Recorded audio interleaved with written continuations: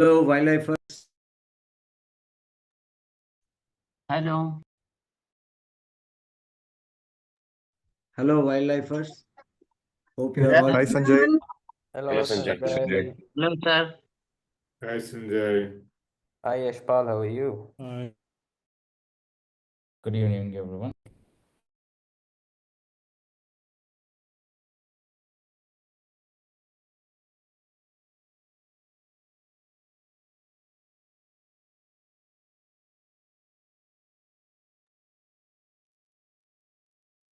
Hello, wildlifers. Hope you are all doing fine. We members of Rotary Fellowship of Wildlifers for Conservation share a common interest, that is wildlife and its conservation, willing to work with the 119-year-old organization Rotary towards building a future in which people and nature thrive.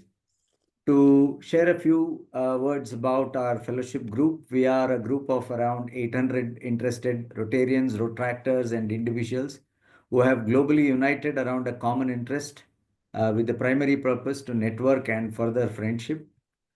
Although our fellowship activities are conducted independently of Rotary International, they are in harmony with Rotary policies. Our purpose is to create awareness about importance of wildlife, to promote lasting friendships outside one's own club, district, and country, and to promote locally, regionally, and globally that conservation of living resources are important to humans and future generations to enjoy our natural world and the incredible species that live within it. Today we have members from different Rotary clubs and friends of Rotary from different parts of the world for this meeting. A warm and a very hearty welcome to you all. On behalf of wildlifers, I also extend a very warm welcome to our speaker, Mr. Yashpal Rathore. Yashpal Rathore is an electrical engineer by profession who heeded his calling as a naturalist, nature photographer, and a filmmaker. First time I met Yashpal was in 2009. So it's more than 15 years since we know each other. Yashpal guides photography tours and expeditions to some of the world's most extraordinary locations, imparting technical and field expertise to photographers. In the interim, he dedicates himself to kindling a love for nature and photography in young minds through compelling talks and workshops. His technical background has played a pivotal role in the development of custom DSLR based camera traps, revolutionizing the capacity to capture rare nocturnal and elusive species. As a camera trapping specialist, Yashpal has made substantial contributions to acclaimed documentaries featuring India's tigers and elusive snow leopards. Through Wild Spirit Productions, Yashpal employs cutting edge 8K resolution equipment to create breathtaking wildlife films and documentaries. For photography talks and inquiries, you may also contact Yashpal on his website, wildspiritproduction@gmail.com. I will be sharing that. I will be sharing his email on the chat box. You can also Google for his name and you will get his website details. Yeah.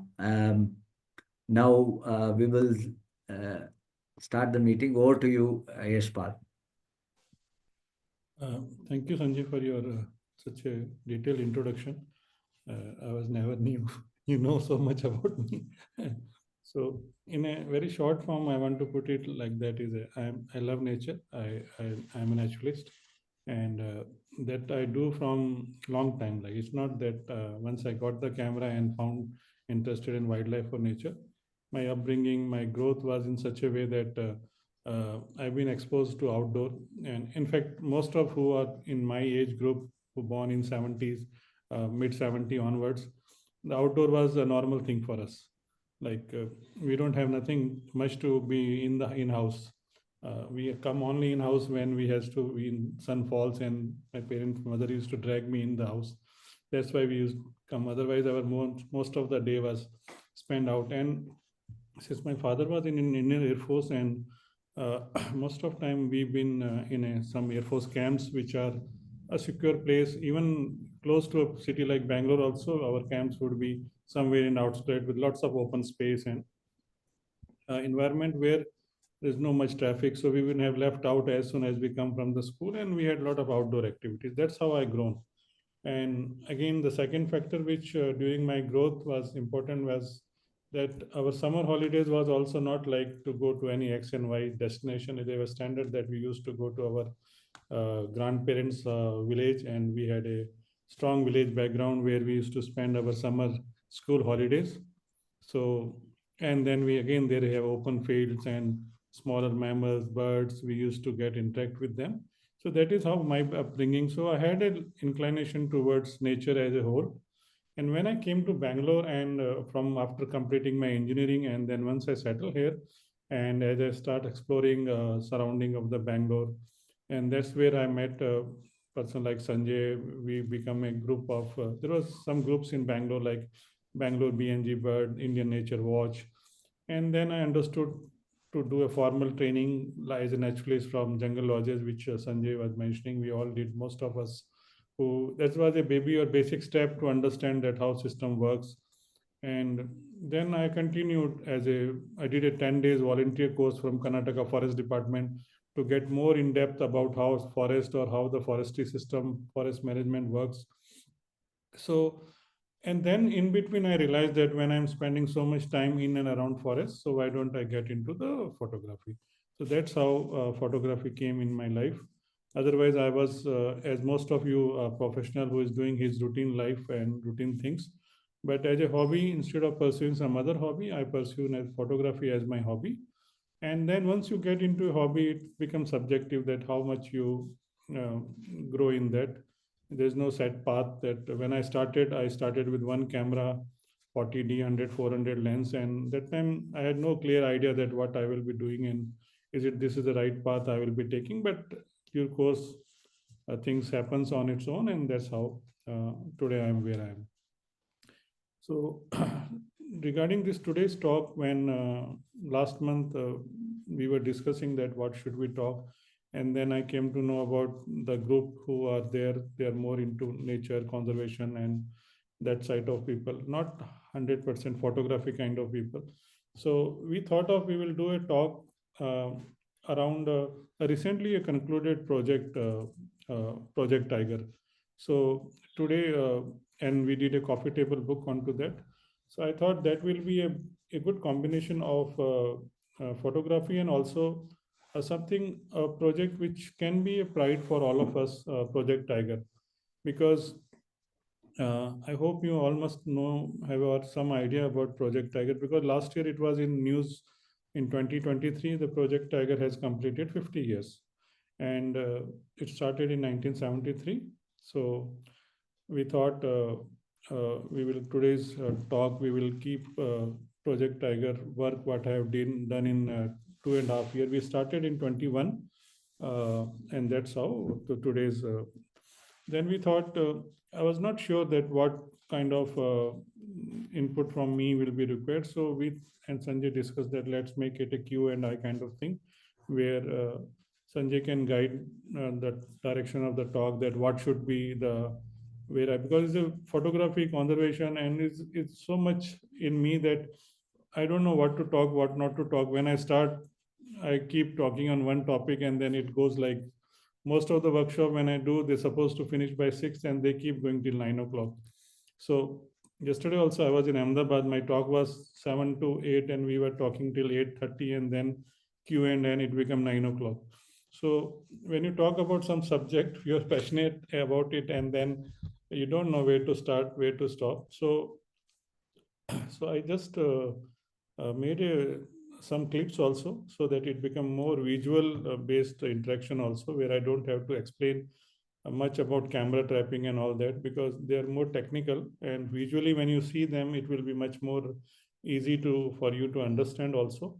So we will in between, we will juggle between to put some clips for you there, you can see it and what all we can create, how it been created. So Sanjay, shall we run that clip of BTS of the book first, or how you go Yes, about? yes, please. You can run that clip first. I have shared one clip on the group. I'm sure some of them would have gone through it, but you can still share. Let me try it. If it run, otherwise let's make Yeah, it it will run, definitely. You just have to share screen. Let me make it small.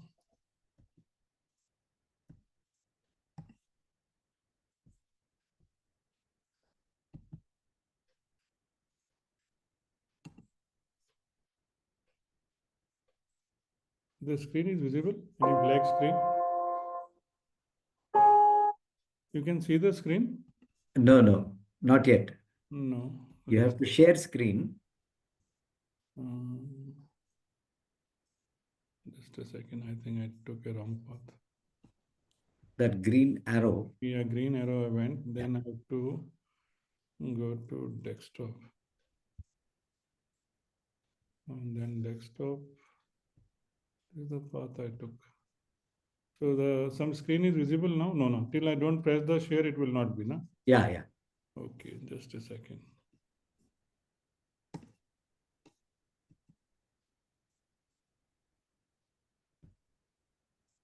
So what is now seen? Yeah. Now I can see. We can see you can play it and enlarge the video, please. Yeah. It's now full. Yeah. So how to make it where we are not visible, kind of. Yeah. It is visible. So this is basically you can see the BTS about the book project on the Project Tiger we have done. Just to give when my good friend and forest officer Vijay Mohan Raj said, let's document 3 years of Project Tiger, it was overwhelming.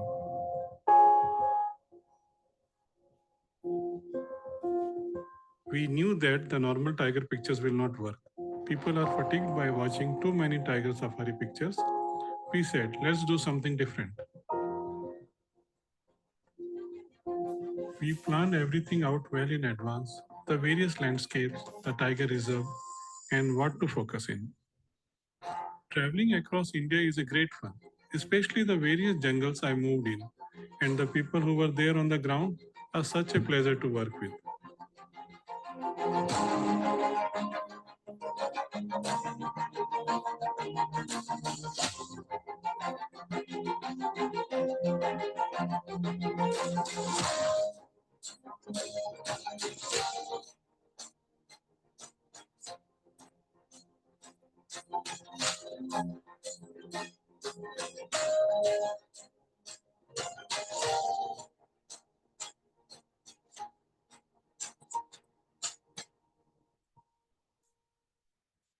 The best part of the journey was the various neons which VMR was so conversant with. I was dumbstruck to know that this is what real conservation is.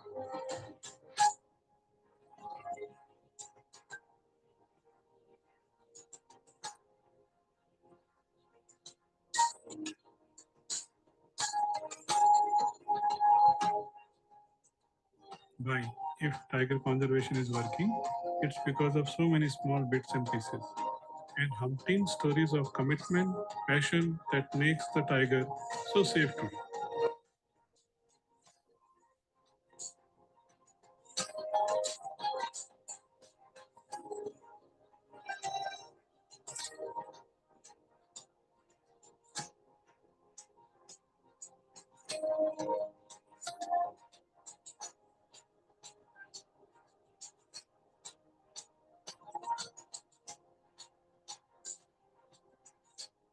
Come, be a part of our lovely journey.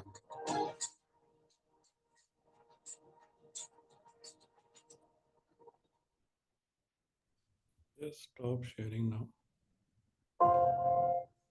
Yeah. Okay, we are back to the screen. Yeah. You can turn the video off now. Yeah. That was. Oh. Yeah. That's a great video.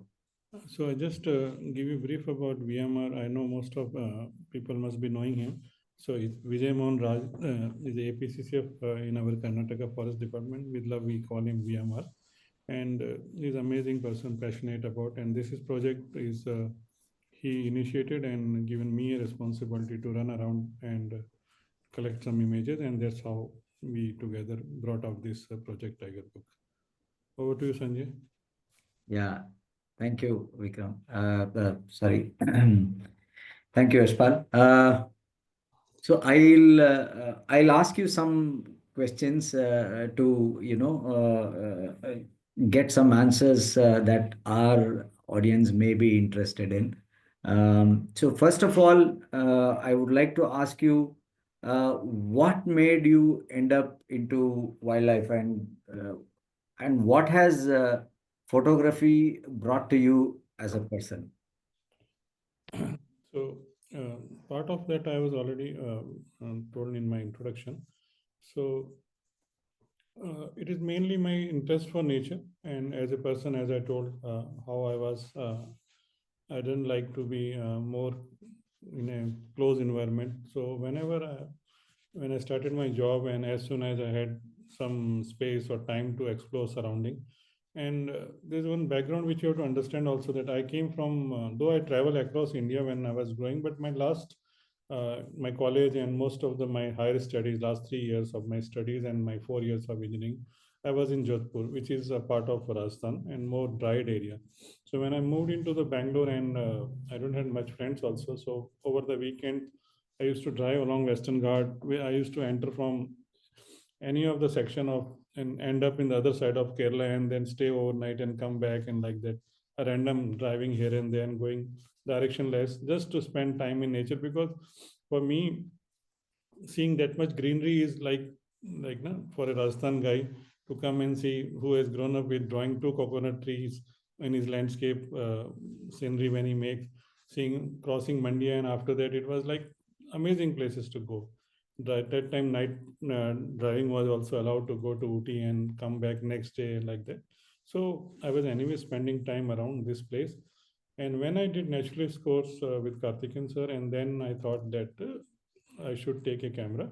And me and my wife, one day we had a round table kind of discussion in our house, that shall we buy a camera of 40,000 or not? And then it's a big investment, because we never had that kind of camera when we were growing up. Our photography experience was like must be like most of you had. We used to hire a reel, combine friend collectively when we go for a picnic and all that, and then we used to develop and distribute among, and as per how many photos somebody has taken. So that is like a point shoot of camera kind of my photography experience before I get into the photography. But once I got into photography, and very soon I realized, because we start going on a weekend trips to different parts of India, like this is very standard, we used to call it, but weekend warrior kind of thing. No? We just get weekend, and either you go to bird trip or 2 days on any tiger reserve or something. So very early I realized that, after a few years, like couple of years I went into photography, then I realized that even we had a like Instagram and all that came now, but we had a very beautiful platform called Indian Nature Watch, CNP, where you can post the picture, or you even don't post, you see the picture of other works of other people. And I realized that most of photos what I was seeing is limited to 15 to 20 species. Like even today also, if you are going through Instagram or wherever you're seeing the wildlife, you will not recall that you have seen more than 15 to 20 species of mammals in last week or so, because that is what we get to see when you go to a tiger reserve, or you go on any safari kind of setup. But when we were learning and try to understand the nature, we know that India is one of the richest biodiversity country. Population is also there. Numbers might be less, but the biodiversity is amazing what we have in India. So the thought came that how to capture those other species. Like we have at least 400 plus mammals in India. And even if you take out the rodents and bats, which obviously many people will not be interested, 200 something, 250, still we have some 150 plus mammal species which are there. So that's how the idea start developing, that why we can't do those species. Then we are not doing, because they are either elusive, most of them are nocturnal, or they are very rare. So then the idea of the camera trapping because I had little, as I told, I have electrical background, and that time camera trap things were not readily available, but some people were doing. There was already some excellent work done by some Nat Geo photographer. They have done 10, 12 years much before I start thinking. So after seeing that kind of work, I was inspired to do something different. And other thing which was somehow I was very keen to do images where I just can't show only the subject like an animal, because that also during our learning we understood that habitat is as important as the animal. So when you do a safari and when you are with a telephoto lens, most of the time it's because natural, you can't go close to the subject. If it is a larger mammals, it is not safe for you, and if it is even a humble bird, still you can't go near because bird will fly off. So in both the scenario, you can't reduce the distance between you and your subject. So you have to use a telephoto lens, 400, 500 onwards. And when you use telephoto lens, we know that because of narrow view of angle, we don't get to see much around the surrounding or the habitat of the subject and all that.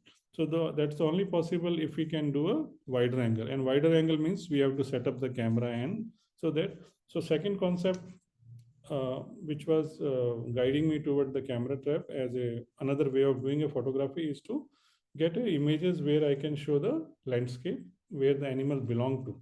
So the two factors which was driving, one, the species which we not been documented very well, and second, the species which been documented. Okay, tiger everybody can photograph, or leopard can photograph, but I wanted to show suppose a leopard in a Nilgiri landscape. So that is only possible. Suppose I want to show with the T state that okay, leopards are living so close to human habitat, or we have documented tigers near Bhopal with the city light. Suppose I want to show that, all possible because we started doing the camera trap. So the second part of your question is what it brought to me.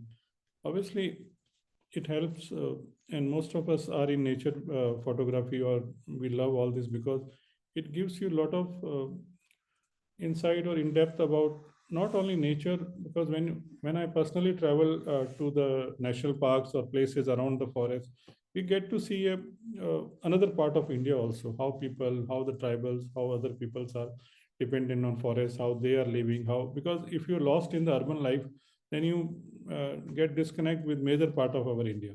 When I travel for this book project, I have traveled around 86,000 kilometers across length and width of India. I went till Nagaland to the border of the Myanmar. And when you travel through these, because most of our forests are around in the rural area or outside the city, and then you get to see the overall picture that what all went. When you see and watch how these tribal people dependent on the byproduct of the forest, how important for them this Tendu Patta collection is there. Like how much 1 to 6 week Tendu collection week can make a big difference, a small income, but that makes a big difference in their lifestyle, living as usual, how big it is the income for them. So all these things makes you understand as an environment one thing, but for the economy of India as a country, we understand much more better when we are just rooted to our conservation efforts, what is going on. So that helped me to be more, what I say, practical when I spend the money or when I use the resources. So it gives me some more, I have to give more thoughts when I do all these things. Over to you, Sanjay. Yeah. So how people from different backgrounds can be interested in wildlife and conservation is you are one example for that. Coming from electrical engineering background, coming into wildlife. As much as I have seen, we have a lot of people coming from more than biology background, coming from commerce background, engineers, lot of software engineers in this field. That's so nice to see a variety of them in this field. What is the importance of creating a body of work that can contribute towards nature conservation and education? And why is it the need of the time? Okay, so body of work we can do, say, in a two way. One, we can say like the book project which I did, or somebody do a documentary on some subject, or like you as a group, you participate. Yashpal, can you please be a little bit louder? Okay. Yeah. So when you are saying body of work, I see it in a two ways. One, to visually creating some a coffee table book, or a story, or let's say a small documentary. But other way you see it is like doing a work, continuation of work in particular area, like revival of particular forest patch, or cleaning of a particular area, visiting again and again, or doing some work in a particular lake and restoring that lake. So if we get engaged in any of project which is long term, when I say long term means we do visit weekend somewhere and we do 2 3 day trips, and okay, sometimes we create some images which can be very impactful. There are many times a single image can be also very powerful. They can also create a give you a nice story also. But like suppose I give you example of this project which I was working, or before I did a story on kitchen. So when you spend long time on a particular project, whether you do a visual project or whether you do a on-field project, you go regularly there, continuously and then you get to see the other dimensions which are involved in that project. Otherwise, normally you go a shorter trip, you just do just see the what I mean to say, the beauty part of that. Suppose I visit for 2 nights to any tiger reserve or a place, or even a birding walk, I might able to only photograph some couple of pictures, and by the time that place starts sinking in me, I just come back, because I have went for a shorter duration only time. But when you go over and over again, you must have realized, many of us, suppose you are going again to a particular place, you make second trip, you make third trip, then suddenly you will start realizing that, okay, last time I was thinking about this, now this situation is something else. So longer, if you get as a person, you hook to your backyard somewhere which is closer to you, or a place which is your kind of interest, or something which you are more passionate about a particular thing, and you don't get tempted to run everywhere. We have to see the nature as a whole, which we all do. But if we can dedicate it somewhere, whether creating a visual impact, a story, or a series of photographs, or you start working as a conservationist, or as a to protect some particular area, and we go frequently there, we will get to give a more impactful result. And because we will understand that completely, that what all things are involved and what can be done. So I mean, I just support nowadays advocate that instead of we start commenting or getting into all kind of thing, we should focus those who are want to do a meaningful contribution in a particular field that depends upon your interest. That will yield us a more positive results compared to doing a random thing without any, what I say, proper direction or something like that. Okay, Sanjay? Over to you. Yeah. Sanjay seems to be well frozen. All right.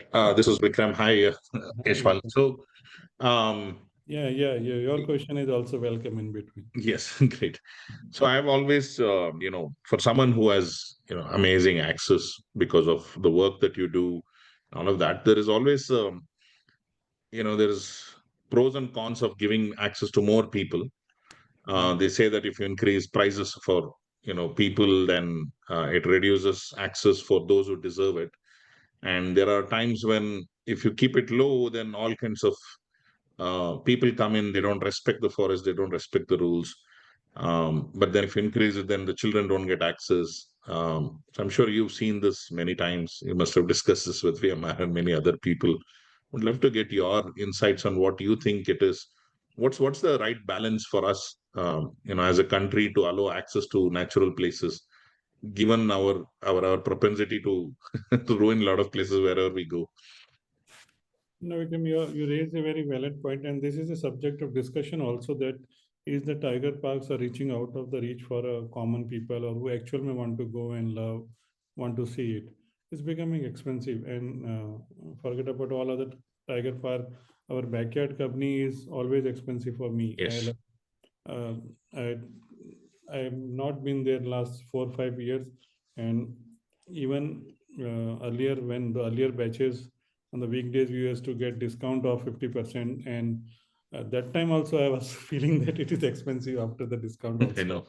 So now this is something tricky because parks has a in fact with the increase in rise or price also, because you will realize that still when you want to book the park or you book the safari, they are going full, isn't it? Suppose how they used to 3 months in advance booking, still if you want to book it, and they are, especially the popular tiger reserves are going completely full.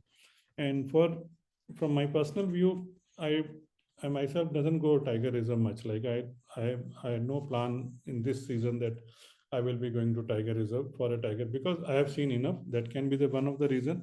And second thing, from a photography point of view, I don't feel that in that whatever time tiger sighting happens to will be happening.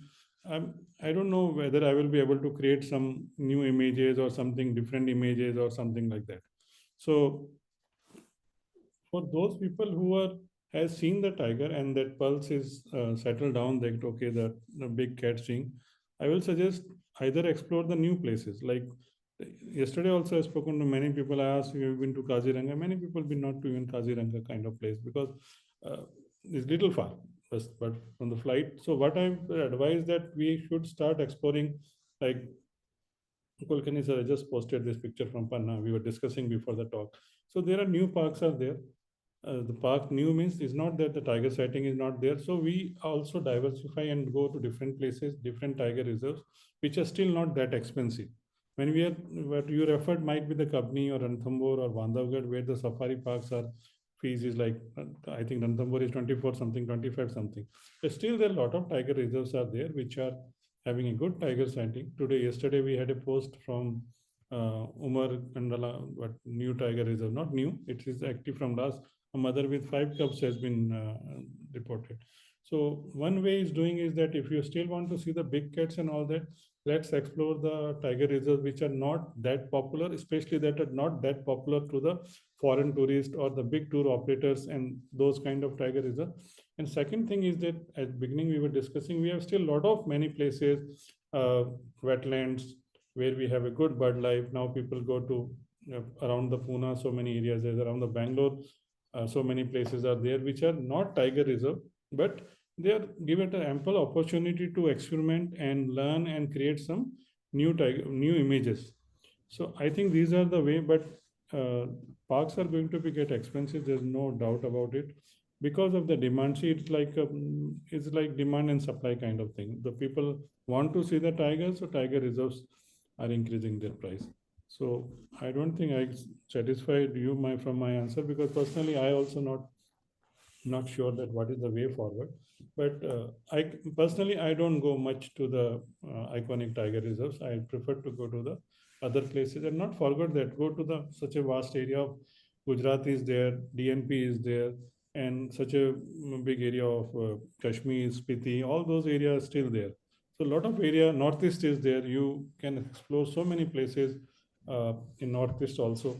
But we have to find like it's not everything so easily available. So that's why people don't go, prefer to go there. So I think that is the way as a photographer we can create some new images also. Yashpal, why is tiger so important for Indian forests? And how does it benefit conservation of other animals? If you can, talk about how ecosystem works and how they are interdependent, it will be very nice. See, there's many people have that opinion that we talk too much about tiger, and all focus is on tiger, and why tiger as such. So it's not that when you talk about tiger or tiger conservation, when you talk about tiger conservation, actually we are preserving whole ecosystem. And as when we did this NTP course, we know how fragile actual ecosystem is there. It's not that tiger going to preserve it, but tiger is just acting as a keystone species. We know that even a bee, recent study shows that the bees are one of the most important creature to survive for the our ecosystem. When Karthikeyan sir teaches about the fig and fig wasp story, then we understand how important each those fig trees in that environment is there, and how fig wasp, a tiny which we can't see from the naked eye, those are important for the ecosystem. So from when ecosystem as a whole, tiger is one of the species. It plays its role, but all other species are all equally important.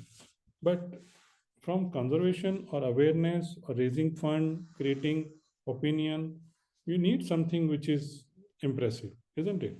And there is nothing more impressive than tiger in this planet. It's one of the most impressive cat available is there.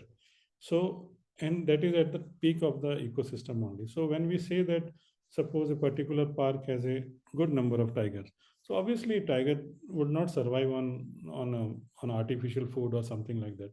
It would have a prey base, then only it can grow. Suppose mother is able to raise 3 cubs, means she is able to meet a decent amount of kill. If she is able to meet a decent amount of kill, then those prey base has enough prey base is there. So they have enough food to eat, isn't it? So it's like a food chain. So when you know that at the peak something is flourishing or healthy and numbers are growing, so it is not very rocket science to understand that down the lane of the food chain, the last bottom is our forest and grassland only. All so means everything is intact. So this act as a representative species, you can say, tiger. But when you even let's take example of this Project Tiger only. When the Project Tiger is working, it's not only that it saved the tiger. The rhinos has been saved. Many other species has been saved, and the parks which has been become tiger reserve. The water bodies like in Corbett, we have Gharial in this Ramganga river, the otters and marshir fishes, which has been all critically endangered. They all got benefited because when you create a safe, suppose one tiger age, suppose 600 square kilometer, a particular tiger reserve has been managed well, protected because of the tiger conservation. So when no poachers can go, no hunters can go, and everything is well managed, then it can be easy to understand and assume that even a small cat which is living in that surrounding or the birds living in that area, all are protected. So tiger, we talk about tiger in a way that looks like that we all interested only saving the tiger, but I believe saving tiger is like saving most of our species which are at least in the tiger reserves. Okay, then can you please elaborate on this Project Tiger a little more so that, because you have worked very closely with this. If you can tell us, give us a brief history about the Project Tiger and how it was and how it is and what's going to be the future. It's something which I really like to talk also because, and we all should feel proud about it, being a Project Tiger brought to in India. Because see, when project has started, it was like 1973. And today also, when you go travel across India and you see other part of India, which I was explaining a little bit, we are still long way away from fully developed or where the resources has reached to the most of the Indians. You might find sometime very disturbing situation in a very rural part of India where when you travel and actually may spend time there. So imagine the situation in 1973 when it is just 3 decades of India coming out of independence, and after 200-300 years of extortion, exploitation. So you can imagine how much resources India would have that time. And in that time, thinking of this kind of thought process by our leaders that, okay, a tiger has to be, when again the tiger idea came because they wanted to protect the ecosystem of India. So thinking that we can still believe that we can save some fund and we can start this kind of project is commendable actually. And if you really feel that, if you have to, I feel sometimes scary that suppose those time that those people who had done this thing had not have done, it have let it go for another couple of years, because that time the tiger number was 1,400 something. The 1970, they did a survey before Project Tiger came in 1968, 69. Then when they realized that numbers are really, really poor, because before that, till independence, tiger was hunted. There's no doubt about it, by British, by Raja, Maharaja. But everything mostly was under control. When I mean to say under control, these tiger reserves, are the part of one or some or other princely state. When you say Bandhavgarh, it's the Rewa. When you say Ranthambore, it was Jaipur. And most of these tiger states were tiger parks, or the tiger area, let's put it that way, was controlled by some or other princely state for their own sports or own shikar. And I have an opportunity to see some of the old records that era they used to maintain, and they don't used to hunt that randomly. They used to maintain who are the old, who are weak, who is lost the prime age. They used to mark also. The hunt used to be like that, but the hunt was there. There's no doubt. There's a crazy numbers tigers has been hunted during pre-independence. But what happened the post-independence? Now, when the country became independent, you will not believe that this tigers was open for all. Like a person, like common person like me, also had a gun. I'm free to go, because nobody was managing this part. So the sudden fall of the tigers after the independence also much more drastically than what it was during the Raja Maharaja British era time, because it was free for all. And I have, while working on this project, doing research, we have seen actual में the poster, like how you see a poster of tour operator bringing people to see the Tiger India. We had posters where people to invite people to come to India, and they take you on a hunt, like a shikar pe leke jayenge type. So it was open for everyone, because there was no proper guidelines or rules or any wildlife act. So numbers were really going bad. I'm not justifying what was happening before. What I mean saying, the control has totally gone. So that's why when 1972 Wildlife Act came and the Project Tiger started, it is really, really very commendable job. Otherwise, there is high chances we would have surely lost the tiger as a whole. And now imagine if the tiger would have not been there. Imagine the scene if we had lost it. So I really very excited when this Project Tiger idea came, because I think in 21 April, Vijay Mohan Rao did a book on forest. Book name is Forest. It was about frontline soldiers of our Karnataka Forest Department. It was an excellent book, and I also contributed. And when this book launch happened in our Aranya Bhavan, that day, a lot of senior officers were sitting and we were discussing what should we do next type. Okay, aage kya karke. So then sir told me ki 2 saal baad 50 years ho rahe, why don't we do a book project which show this India's commitment, because most of them, what is happening around us. Most of countries like Thailand, Cambodia, Laos, China, they lost almost all their tigers. We had 9 subspecies, of 5 is left, and among that 75% what we have in India. So you can say that how much Project Tiger has actually helped in revival or survival of tigers. So the idea came that let's bring this story, and our focus in this book project was not only the tiger. We wanted to bring all the dimensions of Project Tiger, the forest staff. The book, if you have a chance to go through it, it will talk about the people who involved in that, the stories within the stories, and the main people who actually part of this success story is the tribal people who live in and around the tiger reserve. They really suffered a lot. Many of them willingly left their ancestor villages and come out of the tiger reserve, which is not very easy for them, especially the people who believe so much in their native cultures, native gods, and they're in cemeteries or all rituals where they do within their village. So they willingly came out. Even today, if some deaths happen or because of tiger, you will see they don't show that much animosity what we feel otherwise, or a Western people would have feel. They still just want tiger to be captured and moved to some other places. So the whole what their generation wise they coexisted with these cats and all that, so they still believe that tiger belongs to that place, and they're willing to live with them and they're willing to sacrifice for it. So Project Tiger go into all these features, and they, as a government, try to compensate them, try to relocate them, try to reestablish their villages. They also did their part.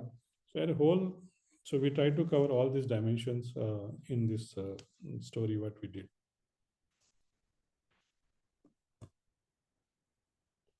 Yes, Sanjay. Yeah. So Sanjay, would you so I think you have your coffee table book, Ashpal. So I mean, how did that idea come up for you? I mean, you're working on Project Tiger and all of that, and a coffee table book about. So that's what I was explaining, that this idea came that why don't we document this Project Tiger work? Right, as part of that. Okay, got it. Yeah. So then we thought that we will do a coffee table book, and Kalyan will do a film, and he did an excellent film on Project Tiger. It's a full 1 hour film, and we had an advisory committee which advised and guided us on both the projects. And so last year, November 23, when this 50 years completed, we launched the book in an event in Bangalore.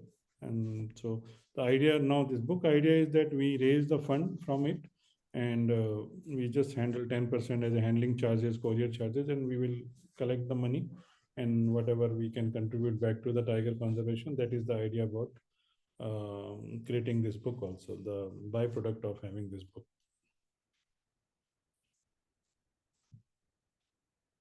Yes, yeah, that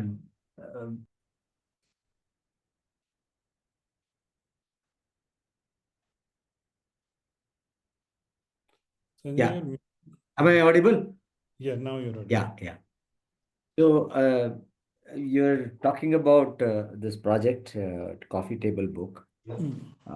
What kind of planning went into executing this project, or what were the challenges that you faced during making this? If you can briefly let us know.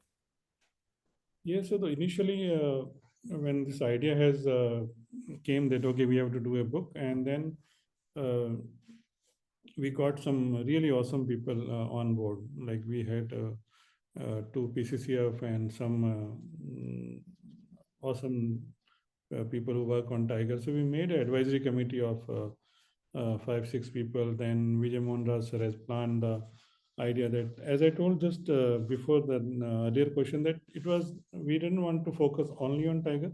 We wanted to the people behind this project, forest department, and a lot of research went into that. We didn't want to show only the rosy picture of the Project Tiger, because we know during these 50 years there are some setbacks also. So we wanted to show that also, like we lost complete tigers in Sariska, we lost complete tigers to the poaching in Panna, but how these parks also again revive, reintroduce, and how. So we had some short story or block stories, and then how the other people, that's what I was explaining, how we try to reach at least to 6 to 7 tribals like Chunchus and Sholiga, and then in different area, different landscape.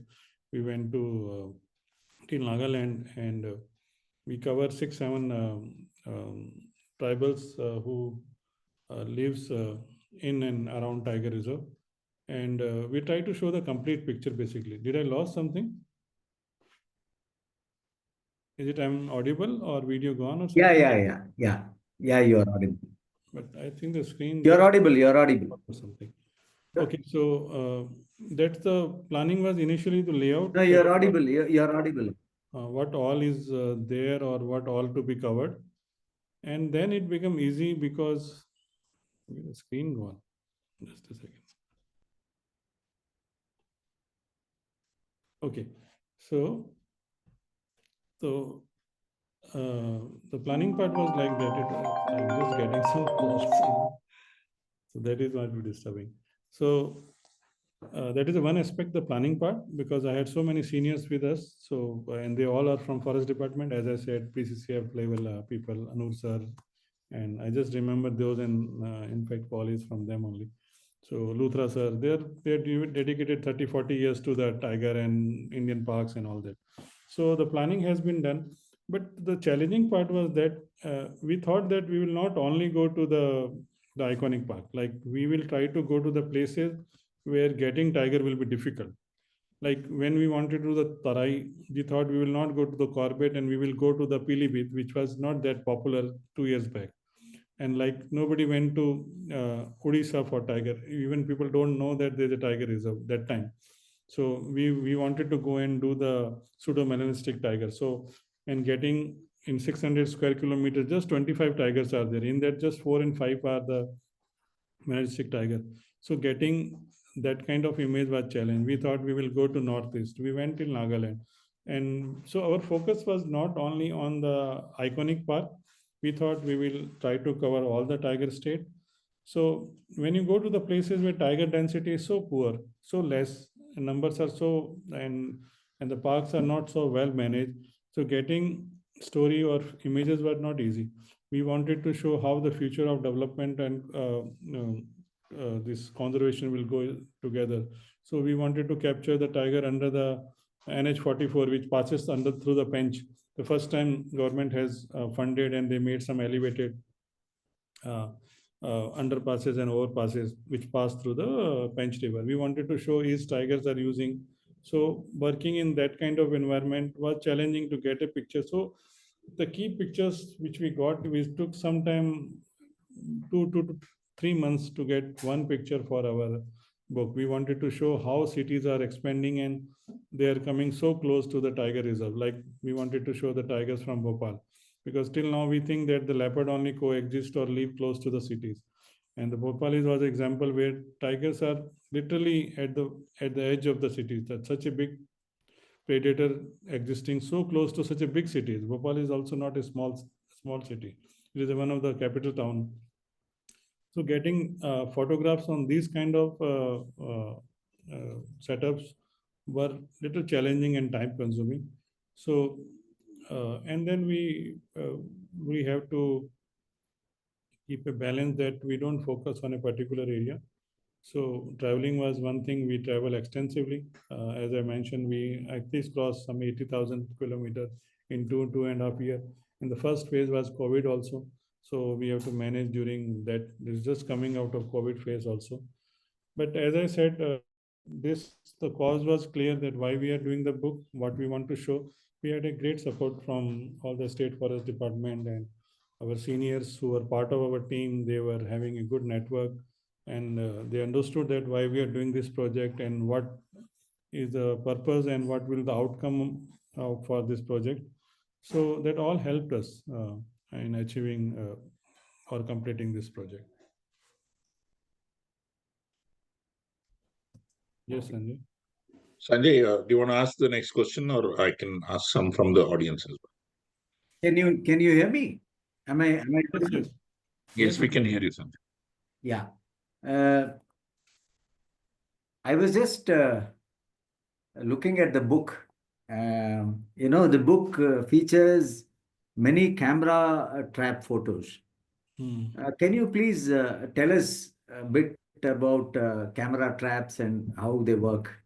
And if you can also share some pictures, videos on that, it'll be great. Yeah. So Sanjay, most of us are from technical or some background in photography. We know that. So camera trap technically is not a very something rocket science. So it's as simple as that. Instead of as a photographer present there and triggering the camera, there will be some device which somebody call sensor or some could call triggers, and there are some technology are there. Some are called passive infrared, some are called active infrared. So they work on a different principle, but their purpose is same. That as and when they sense a movement or somebody cross the beam of the sensor, it will send a signal to the camera, and camera will take picture. After that, everything is same. It is a photography basically. What kind of settings you will do as a photographer when you do handheld, or if it is a nocturnal, you will add as a light source. So that part come as a what normal photography is there. Other part in camera trap which is different from the regular photography is that because since we leave the cameras in the field for long duration, overnight or sometime months, sometime weeks, depend upon the subject what you are focusing. So we have to make sure that our cameras or flashes and all are secure into the natural environment. So we have to create some housings for them. So sometime nowadays things are much easier, things are readily available across the cell, but again that is doable kind of thing. And then you have to make some boxes where you can fix them. So the two things which are different in camera trap is one, so the triggering of the camera, which is done by some sensors, and so these things are easy to understand if we have some visual thing. But my that main screen is gone somewhere where I can see that share button and all that. Let me check. So I made couple of clips actually, so that now I just left with the one vertical. Let me see if I can bring this guy back. So I made some on-field recording of installation. So I thought that visual would have been. Just a second, please. Where is that share button? I want to go to the share button. Did you have that Google Drive clips which I sent on your system or something? Yeah, it's there. But the problem is my net connection is not that good today. Yeah, So I just try. I'll try. Meanwhile, I'm just. Vikram, can you please guide Yashpal No, how to Vikram, what share? happened right now? I'm just It seeing shared this earlier. bar which is having our thumbnails kind of thing. Yeah, And what you seeing- want to share, is it? Yeah, that we had even bigger screen where I was visible. Yeah, you're still there. You're on the spotlight. If you could, But spotlight is not with me actually right now. That is you are there, Yash. I can. okay. Now I can see. Okay, I Yeah. got it. I'm somewhere near. I got it. Yeah. So I just so what basically I'm doing is I was doing some camera setup in the field during this project, and it is a visual short clip, so you will get a easy understanding about that what is camera trap and all that instead of me giving a description. So let's see if I can play one of these clips. So If you have to do audio while sharing, you just have to share the audio as well. share and.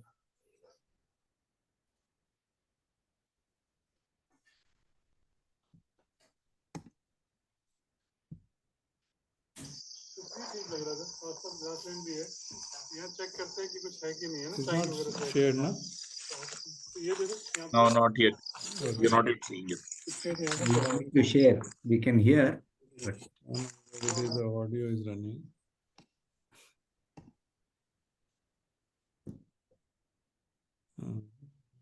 Just a second, how to go there? Okay. yeah, now we can see. What We is can it? see now. You just need to. We can see your desktop. You can. play this. You So need to this is play the the video. clip, if you can see, basically, I'm just giving you that. Yeah, It's a please, little bit please draggy. enlarge. You see? Audio will be little weak. So we are basically doing a recce that where to put a camera like. You just can't put simply somewhere. So we walk. So we are looking for signs.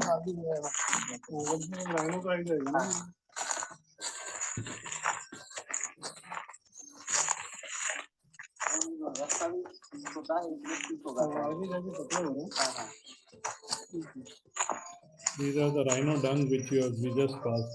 यहाँ से बनाते हैं मतलब यहाँ से देखेंगे तो tree पूरा दिखाई देगा थोड़ा और आगे चलते ट्री फ्रेम में आएगा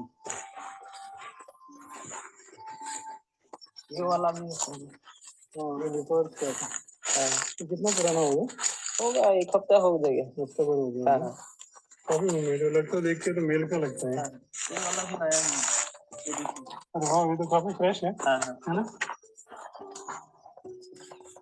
बिल्कुल फ्रेश है 1-2 दिन पुराना है ठीक है तो यहाँ ट्राई करते हैं कि यहाँ से अपन यहाँ से कुछ प्लान करते हैं अच्छा दोनों साइड घास आ जाएगा हाँ ट्री भी आ जाएगा बहुत अच्छा दिखेगा हाँ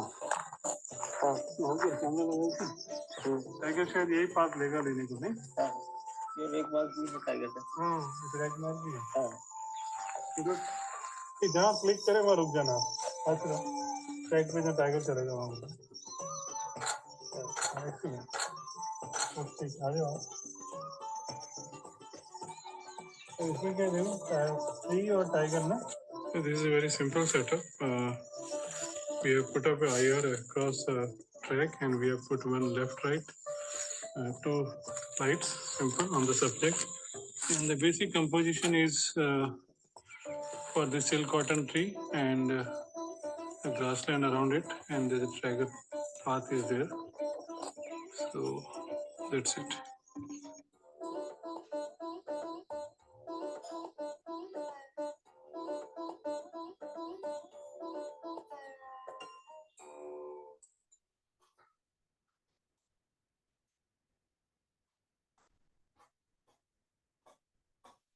So I just try to show you that when in the camera trap, you do little bit recce local staff and all that they give you insight about where the chances are there. And then as a photographer, you find a suitable place that, okay, because this particular frame, we wanted to show us it because those who've been to Kaziranga, you know, silk cotton tree is one of the prominent tree in that landscape. And the elephant grass is the another thing. So the picture will talk about, when you see it, you can get an impression that it is from which kind of landscape it is there. So we wanted particular these two elements in our frame. So we compose and then we wait. So in general photography, what we do, we normally we have to do what we call as a reactive photography. Suppose when you are in safari or when you are in a bird walk. So when you travel from one place to another place and suddenly you see a subject or a tiger came on the road or a bird sit on the perch. So you have to be a immediate, do a react and do a picture. Sometime you get enough time, sometime you get very few seconds, sometimes you miss also. But that is how the camera trap is little different from it, where you walk, you experience, you slow down, you think what element you have to add into the frame, where you want your subject. Because some people will be not knowing that tiger यहाँ आएगा कि ये सब आएगा कि नहीं आएगा. So wherever you put your beam, you know that this is where the subject will be there. That is where you will focus, you will do. And that's how you will set up your lights that, okay. And another thing in camera trapping is there, that in nature photography, we normally work with the natural light, what is available. Sometimes bad light, good light. But again, the camera trap here give you access to play with light. So like you can do the light setup. Here it is a simple setup. So I just did it 2 lights, but I had some images where I had 7 to 8 lights where I have to illuminate something in the background also. Like I have image where Vishnuji is there, in Bandhavgarh image is there. But I just show you another clip, which is again a setup, and that was one of the most productive setup I had in Kaziranga, where we got a lot of subjects coming, and that's why. Is it not coming? No? This is one of the most productive. Yeah, you just need to enlarge. Yeah. Okay. It is a typical woodland, so you can see. So this is palms and all the tree. I think some mistake. This is one of the most two audios are there. But almost all major species of. Let me stop it. And this allows us to play with the lights also. We have changed. This is where subject movement was so frequent that I can play with the light. So you will see that different lights I did and different results I got, because I was getting hit almost 1 or 2 in a week. Good number of hits and biodiversity also. We got almost all major species of Kaziranga here. And this allows us to play with the lights also. We have changed couple of time lights, different lights we have lights. So I just show you what lighting system what we are using here. You can see the camera box is down in the ground. So what we are using here, we are using a strong side lighting. The key lights are in the side. The one light is falling on the subject, and the second light will just pass through this, fall on the tree, not hit the tree, but just kisses it and pass and fall on the subject only. And then we have IR here. You can see the IR beam is between here, and once you reach here, you will see one more light on the top. That is a fill light to fill the shadows. And so this is a view from the camera angle. So these 2 lights on the left are our key lights, and the light on the top, just behind me is our fill light. and we are keeping those veins and this nice buttress tree and these ferns in the foreground. It's making a nice rainforest woodland frame.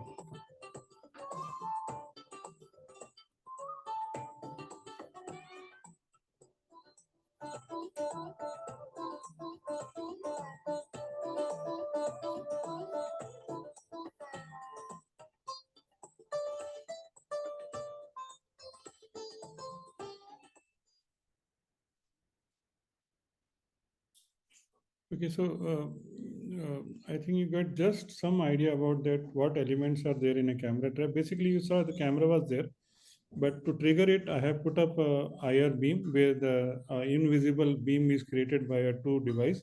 Any subject breaks the beam, it triggers the camera, and then camera subsequently triggers the flashes if you are shooting in the night. How you go to the studio for your portrait photography, there will be like two umbrellas, light will be there, and you sit in the front.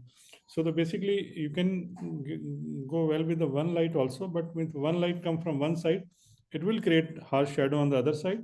So we use a word called fill light. So we put another light from other direction, but that will be at much lower power than the main light. So basically you try to get two lights minimum setup when you do the camera trap. So as I said, technically is not much different from photography. The aperture priority, manual setting, focus, composition, all will be how you do as your photography. But yes, the trigger system will be there, and you have to be very creative to make all those boxes, lights, so that they sustain in an open environment where all natural element will be there and the subjects will can damage them. We get a lot of depend upon which area you are working. If you're in elephant country, you have to be much more uh, have to do planning to protect your gears. So all this goes when you do the camera trap, but it adds a lot of value to your portfolio. When I'm saying doing camera trap doesn't mean that I only do the camera trap. Means camera trap create a whole story in much compressive way compared to doing the only. So you can show the images 20-30% with the habitat subject, then you can use the telephoto to capture the behavior or nice portraits. So if you do all these kind of together, then a complete a story or something can be built up from that place. Okay, having said that, can you please share some of your favorite images that you have taken on the camera traps on this? I have a lot There's of one pseudo melanistic tiger image which is a very popular one I know of, and of course there are many more. that is the So first your favorite ones. That is one of the first time because department had got those melanistic tiger in their camera trap, but like this time, first time we able to get a high resolution DSLR picture. So, but what is our schedule time? Like how much time we had? We have now. I think we are actually we have overshot the time, but Okay. we will see these pictures and Because I then have this can I control like because I was my baby my book, so I had a lot of favorite in that. So okay. and some of them are like really very unique. When I say favorite, then there's nothing done like that. So Okay, about say about 3-4 pictures if you so can because show. then I don't know how many questions we have to answer, and then that Yeah, about 3-4. so let me You try. can So show us just about two, one three. or two, huh? And You then can show a couple of pictures and then we will go about 3-4 questions. questions, and then depend upon if we don't have much question, then I can show you some more Yeah, also. So like that we can do. yeah, sure. So I have selected some 6 of them, and I show you something which took me longest time because first time I had this picture in my mind. So I tried in September 2017 in Kana when I was doing there. After that, I keep trying wherever I got an opportunity to do it, but I got on 23rd, 4th February. It took me that much time to get this frame.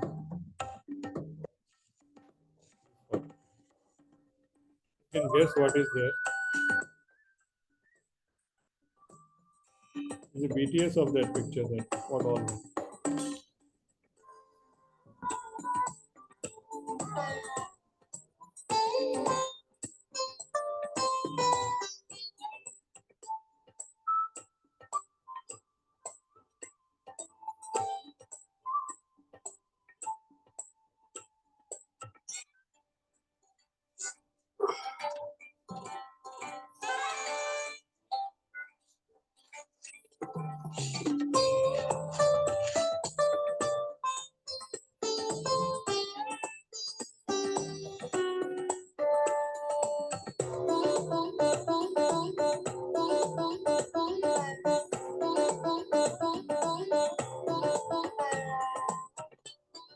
यही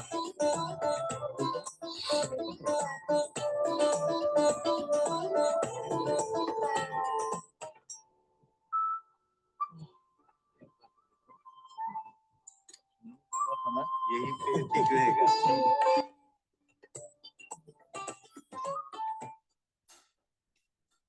I think you get the idea that what this picture is, what uh, uh, went behind this. So we know that some males, when they establishing a new territory, they try to do a rec mark on a tree and they just try to go as high as possible. So it was difficult because tiger doesn't do this behavior very often. And in the forest, so many trees in that you have to find a trees where they do the rec mark.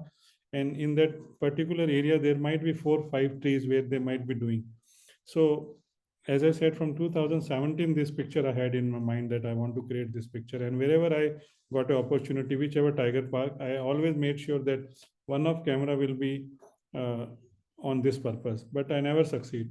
Most of the time, the reason I have shown the elephant there, because suppose that elephant have just disturbed that little bit more, because it did before, where the tiger came, but the camera was not at its right position.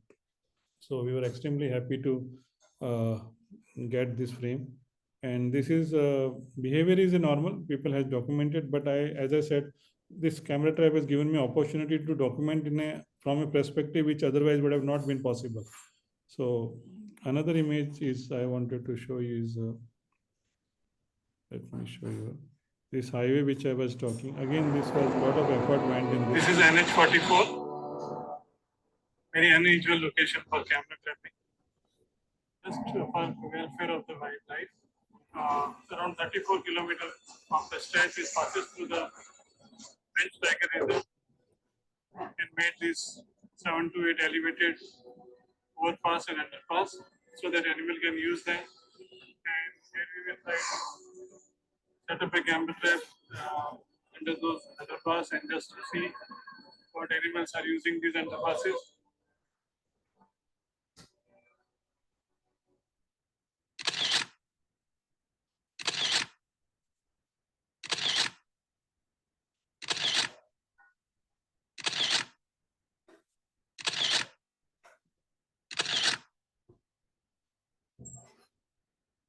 And this picture is important in a way that not only it took me a long time, almost 2.5-3 months to get, but this is something which we can talk that how a conservation and development can go together. If like governments are willing to spend little bit extra, like they spent some 200 plus crore extra than their budget to create this elevated pathway for the animals. And good thing is that these photographs were evidence that though despite heavy traffic, because NH44, is one of the busiest traffic, it connects Kanyakumari to Kashmir, and is animals are using it. So on last picture, I just one more because that is again very something that's. उस दिन रात को ही मारा होगा ये tiger ने. This was something where we actually got charged by tiger. Otherwise, mostly the tiger see us coming and they went away from us. पास नहीं है ना sir? Because we went to their food. In Kaziranga, not only tiger is never a threat when you walk in the park. It's always elephant and the rhino, which we have to be very careful about, especially rhino. So we had to have additional guards with us, especially when we were in foot in Kaziranga.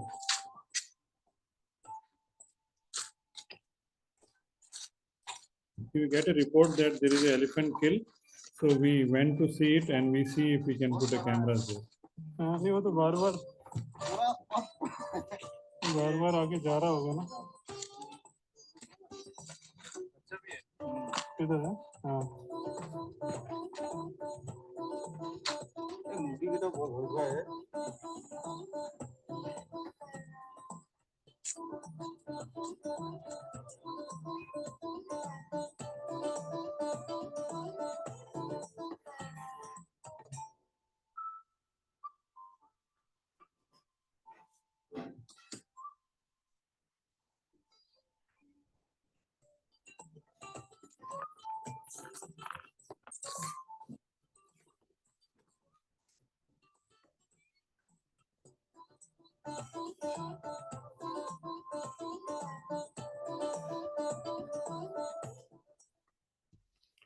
So what I wanted to show in this photograph is that despite knowing that such a big subject and so much footmark of tiger was there when we went there, so and it was almost evident that there's more than one tiger is coming, but looked like they were feeding on that. So when I start setting up the camera trap, they might went into the grass and they got little impatient when I was doing it. It took a long time. So there was growling and there was we can feel that tiger is just where somewhere behind us. So but the challenges of camera trap which I wanted to show here, that we didn't thought that very second day so many vultures will come. So imagine if so many vultures are coming, there's a GoPro time lapse I just shown here. So how many photos the DSLR would have been also taking, because so much movement was there. And on the very first day when we set up, it rained in the night. And so the first images which I shown has lot of moisture or dust on the screen. So third day we again went and then we cleaned it. And by the time you see the difference, so much blood has come out of, it was stinging so badly that you really have to be quite, what I say, really, passion is a less word. You have to crazy to be there and spend half an hour under that pool. That whole area was full of the blood, and set up a camera, and that also you have to do all things correctly. So we were lucky, and this is I think first time we able to get to see that tiger is feeding on a elephant kill. We normally don't see this kind of photographs. This is again possible because the department has so much input and given us access, and we able to show that tiger do feed on elephants also. Okay, so we can open for some questions and something. Thank you. And I Thank can you. show you many pictures, but let's. Vikram, can you look into the chat box? You can ask questions from the chat box. If I will do anybody that. wants to ask question, they can. Yeah, folks, you can also raise your hand. There's a question from Bharat Asuri. Bharat, if you're there, then we can have you ask directly if you're still on the call. Kiran sir, if you could raise it on Zoom, please, then I can track it. I think you can ask the question directly. What is All right, there so in the I think chat, you can Bharat is ask not here. directly. Yeah, I'll do that, Sanjay. So Bharat doesn't seem to be. So his question was. He is there, but you can ask. All right. So Yashpal, the question was, what do you feel about the chances of our tiger population reaching 5,000 or maybe even 10,000 ultimately someday? Okay, so that discussion also happened because one of the leading tiger scientists told that India has a capacity of having 10,000 tigers also. So numbers can increase, and as the way of managing tigers, the tools and things are improving. And I tell you, one of the major things happened during this whole tiger journey effort was the mobile phones when they came. So that added a lot of what I say teeth to the lower staff also, because now you have a mobile, people can communicate, they can report if anything is happening anywhere, somewhere. So, and any illegal activities is going. So mobile played one very key role in tiger conservation. And second thing is a lot of studies went after the Project Tiger started. Now our department and WII work a lot. They do very scientifically tiger calculation numbers. Like earlier we used to have pug marks. Now all sensors happen through our tail cameras. So we are getting quite a bit exact numbers of tiger. What screen come up? Something? Hornbill or something is visible to all of you or only me? Okay, so I continue the answer. So yes, there's a high chances that right now we like in last census in Mysore function, PM visited when we had this 50-year function, and they told number is, now they don't give a exact number, the estimation they give like 3,100 to 3,900 something, but they given a brief figure of 3,600 something. And the tiger reserves also increased when the Project Tiger started. We started with a 9 tiger reserve. Now we have almost, I think, 50 recently something is added 57 or something. So area has been increased for tiger conservation. The mean of managing the tiger reserves are increasing, and the better habitat is been management. When I went to the new places like Simplipal, which I was just mentioning, I'm seeing the amazing work is going on there, and a lot of villages which moved out of the park, the new grasslands, new habitat for the herbivorous has been is coming up, and a lot of watchtowers and patrolling tracks are coming up. Even the places like in remote like Pake is well managed park. A lot of infrastructure development is going on. So overall, what positive steps has been taken by central government, NTC, and all state government. There's no doubt that 5,000 is a number very much reachable. But then we have to also understand that our population is also increases, our demand for resources also increasing. So it can't go beyond a certain number. So there will be somewhere where I think it has to be stopped. But yes, that is sure that tiger is going to survive now. There's no doubt about it in India. Thanks, Yashpal. So the next one is from Chandni. After that, we'll come to Kiran sir, to you after that. What is your opinion on the reintroduction of tigers in Panna? Probably a question. And what are your perspectives on the department's monitoring protocols? Is it sustainable? Will this work out? Funding and effort. See, now, at present situation, Panna is doing pretty well and numbers are really good. I think they cross 50 something plus. But having said that, we also know that Panna is one of the saddest story of our tiger conservation, Panna and Sariska both, where number went to 0. And good thing about this Panna thing is that when it comes in limelight, the government and the NTCA and all doesn't slip over it. They made a committee. They went into all that what went wrong. They accepted the fact that things were not correct. And then, and during this project also, I got a chance to meet and we photograph. And there's a short box story on Panna in this book also, where how whole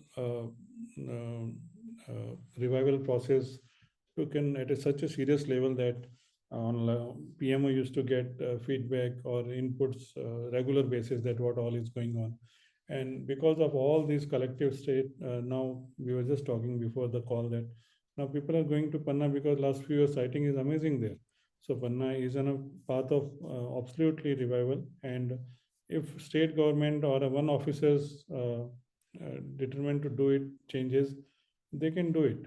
So the park director really put efforts, and they used to manage or monitor each and every tiger every day, daily basis. When they reintroduce tiger, it is like they put a, you must be knowing, they put a radio collar and then there's a team 24 hours monitoring. So such kind of monitoring been done, and the habitat has been secured. And so I think Panna is one of, you can say that it is one of the example where how from zero we can come to a good strength of tiger now. Thanks, Yashpal. Kiran sir, why don't you please go ahead and ask your question? Sir, my question is, when you put 2-3 flashes, this thing, do you see any change in the behavior of the animal for a couple of seconds or so? Okay, so this is again something which is worth discussing, because many people think that by putting lights is subject getting disturbed or something like that.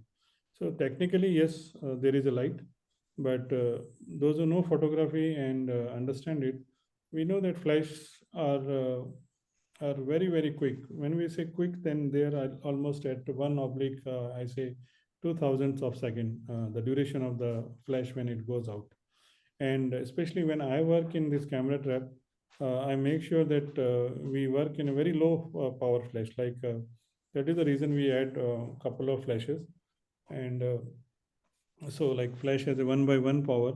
So my base starting is 1/4 only, and 1/4, 1/8 power also there. The reason is not that only that I don't want much light to be going onto the subject. The having a lower power give me flashes also to recharge quickly so that they are ready for, because when you do a particular trigger, there will be 3 shots at least. like a gap of half a second. By the time after 3 shots or 4 shots, subject will be out of the frame.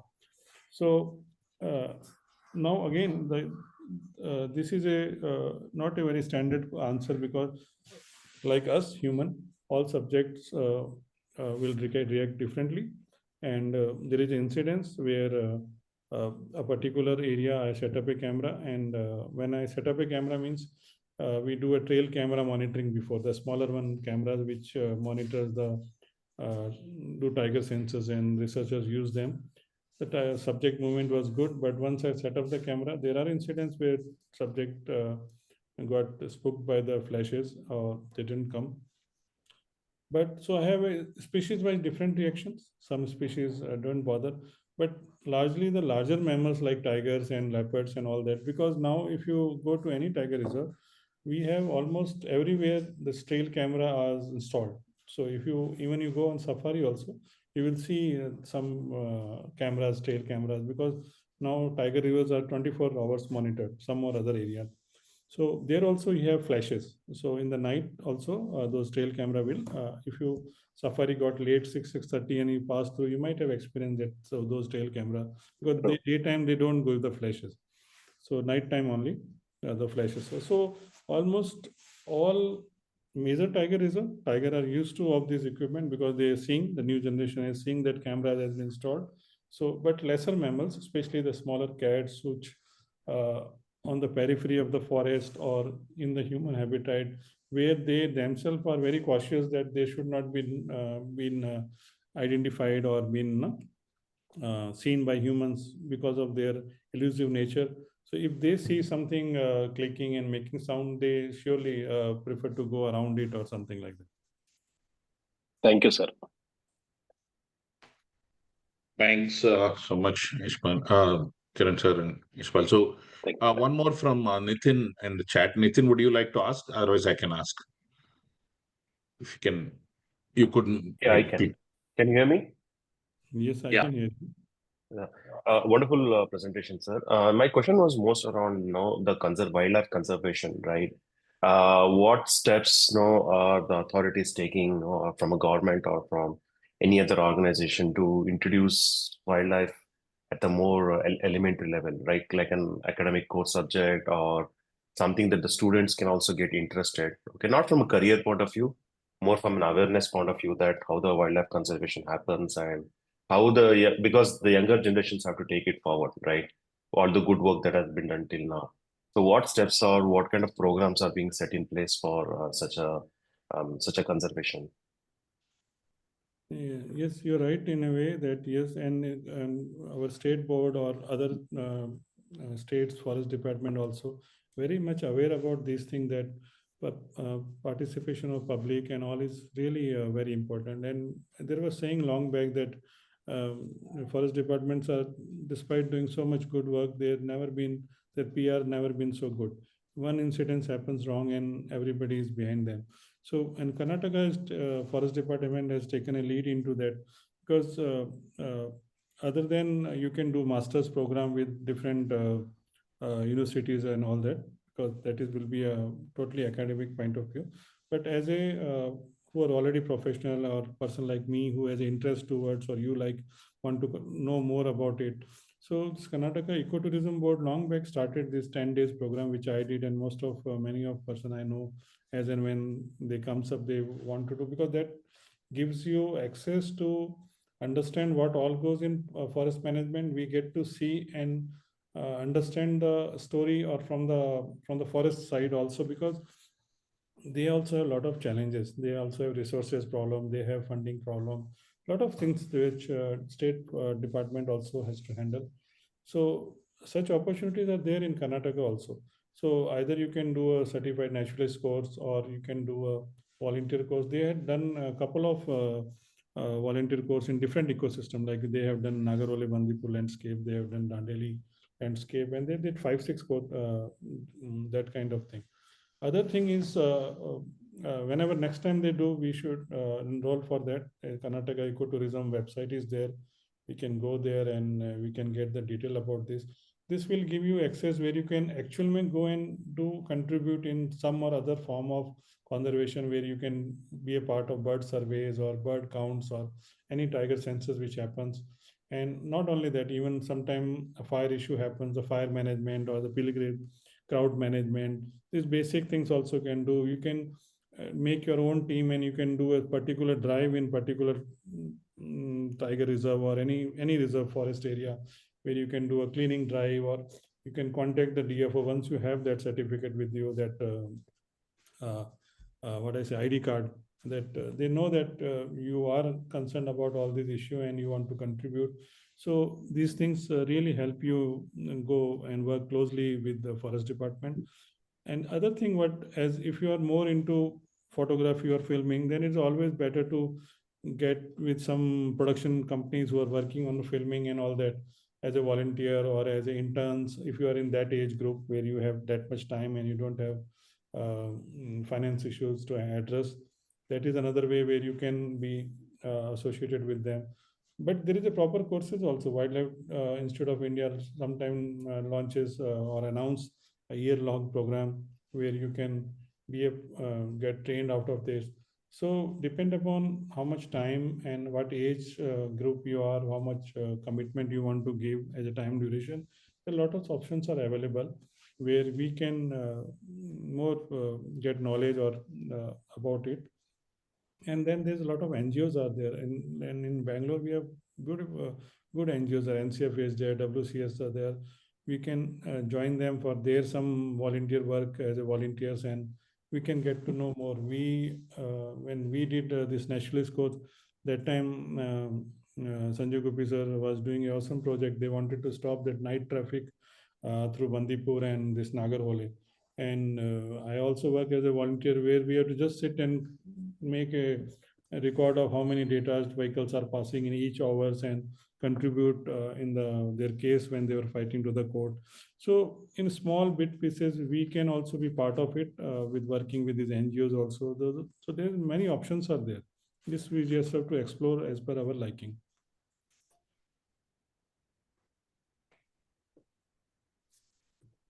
Thank you, sir. Thank you. Thank you, Yashpal. I think, Vikram, I think we have no more questions. Yes, Sanjay. We're done. Thank you so much, Yashpal. So I don't think we have any more questions unless anyone wants to ask. Also, I think I don't know normally how much time you talk. Excellent work done by you, Yashpal. Thank you.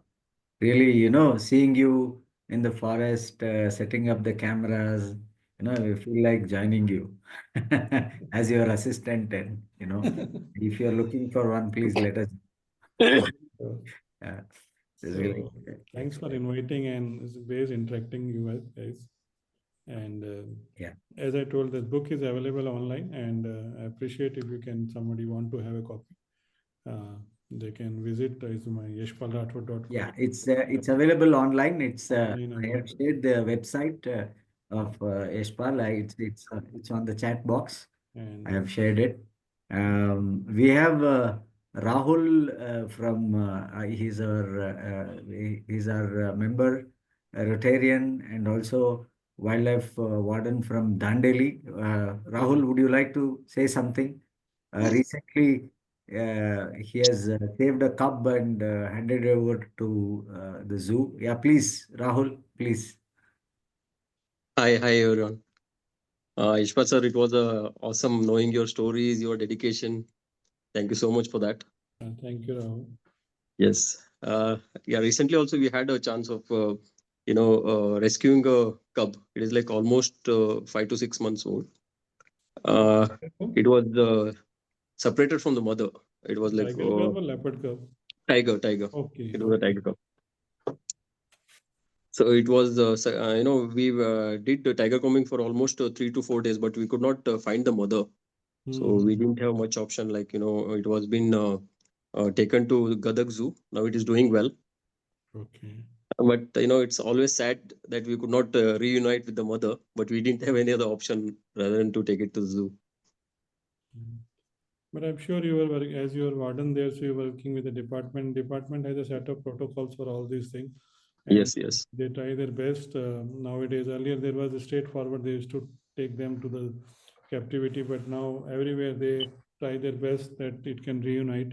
But as you rightly Correct. said, last option is to bring them to at least they live. That's very good to know. That's very good to know. And it is surprising in Dandeli area. Good news also that tigers are there, but really Yes, yes.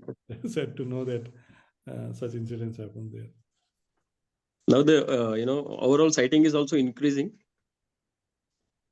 Yeah, But, but yeah. never, because whenever I went many times, and sighting was really, in fact, overall habitat was improving, but prey base also, we don't have to see what we see in other parts of Karnataka, Yeah. isn't it? So Yes, sir, definitely. It's as like, we were discussing at the beginning, the tiger numbers will only reflect how the whole habitat is there. So when Very things true. is good at the bottom wise, and the numbers will automatically come. And even if tiger is not there and food source is there, it will move, because our whole Western Ghat, good thing about this is that it is connected, almost connected. Correct. So compared to other tiger reserves, which are looks very impressive, but they are just isolated pockets. But this whole Nilgiri ecosystem till whole Western Ghat, at least when I have even seen or read that, so what scientists has opinion that even if tiger extinct everywhere, they're going to survive in this, and the population and the gene pool will be much better and healthier in this our ecosystem, Karnataka, Western Ghat, basically. Yes. And Thank you. thank you, Rahul. Yashpal, we have our friend Sanjeev Soni, Rotarian Sanjeev Soni from Kenya. He is very keen to meet you when you're. I think you're visiting Kenya in almost every August. year, and that is destination. Yeah, I will share Sanjeev's contact with you. Sure. Please do meet him when you are there. He is very active. Just inform him we are Rotary as coming in well as- August. We have a couple of tours already planned. Yeah. And migration, we are going to see it. Yeah. Surely Sanjeev welcome. lives there, so you can get in touch with him, and he would like to meet you when you are there. Okay. And thank you so much, Yashpal. Thanks for giving time, and in your hectic schedule. It's You've pleasure, been and it's pleasure traveling talking to you a lot. also, because we have grown up together. I remember how, as childish, we used to walk for each bird and running behind a bird here and there on those bird walks. And No. it was awesome journey, actually. That was really good. Fine then. Thank you all for Yeah, joining thanks for and joining in. making this meeting a grand success. Thanks, Yashpal, for sharing all those wonderful. Welcome. And if somebody has images, any videos. questions, later on also please drop Yes. me, message Yeah. to me or somehow. I have shared his email ID. I have shared his website. I'm sure we will soon see you in person. Thank you, Yashpal. Sure. Thank you so much. guys. Thanks everyone for joining. Thanks, Vikram. Thanks.